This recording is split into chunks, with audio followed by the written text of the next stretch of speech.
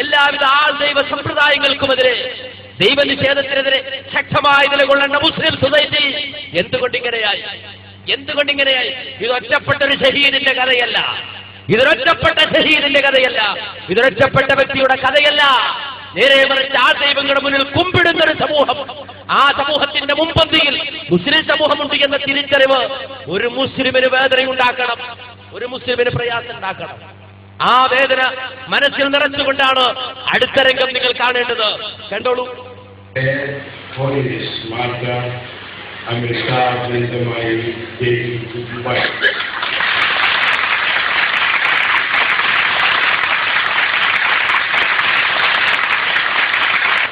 Amman, Rashid, Rabin, are blessed by millions of heaven. We want peace among the world with a unique spiritual leader of India. I heard about him a long time ago, but this is I am just it's a great case of celebration for Ahmad followers in Dubai.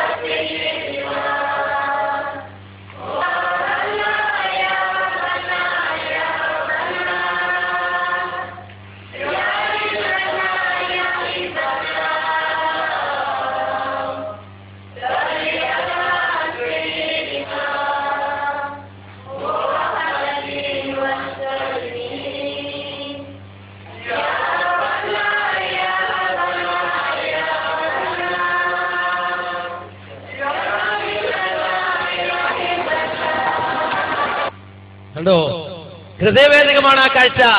ലാ ഇലാഹ ഇല്ലല്ലാഹ് എന്ന തൗഹീദിന്റെ കലിമ ഉച്ചരിച്ച് ഈ രൂപത്തിൽ ആ ദൈവങ്ങളുടെ മുന്നിൽ പോയി കുമ്പിടുന്ന മുസ്ലിമേ, എന്താണ് ഇതിനെ കുറിച്ച് പറയേണ്ടത്?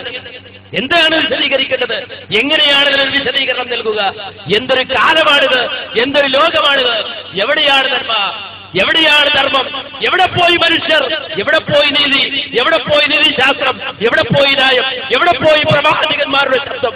എവിടെ പോയി പ്രവാചകന്മാരുടെ ശബ്ദം? കലിമത്ത് തൗഹീദ് എവിടെ? ലാ ഇലാഹ ഇല്ലല്ലാഹ് എവിടെ? അത് പറയുന്നവരെവിടെ?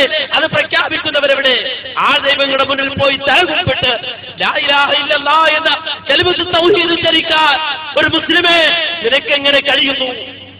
ആരെയാണ് ഇവരെ തുരത്തേണ്ടത്? ആ ദൈവങ്ങളെ പിടിച്ചു കെട്ടേണ്ടവരാര്?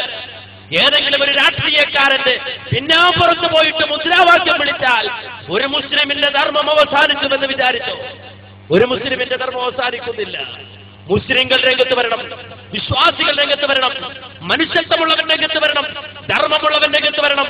രംഗത്ത് വന്നിട്ട് ഈ ആൾദൈവ സമ്പ്രദായത്തിനെതിരെ ശക്തമായി മതങ്ങളെ പിച്ച് ചെയ്യുന്ന, മതാദർശങ്ങളെ പിച്ച് ചെയ്യുന്ന ആൾദൈവ സംസ്കാരത്തിനെതിരെ അണിനിരക്കാൻ കഴിയില്ലെങ്കിൽ, ആണത്തമില്ലെങ്കിൽ പിന്നെ മുസ്ലിമാണെന്ന് പറയാതിരിക്കുന്ന, അല്ലെങ്കിൽ അത് പറയുന്നതിൽ നിന്ന് ഒഴിവാകേണ്ട ഒരു സാഹചര്യമാണ് നമുക്കുള്ളത് എന്നാ മനസ്സിലാക്കേണ്ടതുണ്ട്. ഗൗരവമാണ് ഈ വിഷയം, ഗൗരവമാണ് ഈ വിഷയം. ഏത് നാട്ടിലാണെങ്കിലും ഏത് രാജ്യത്താണെങ്കിലും തന്റെ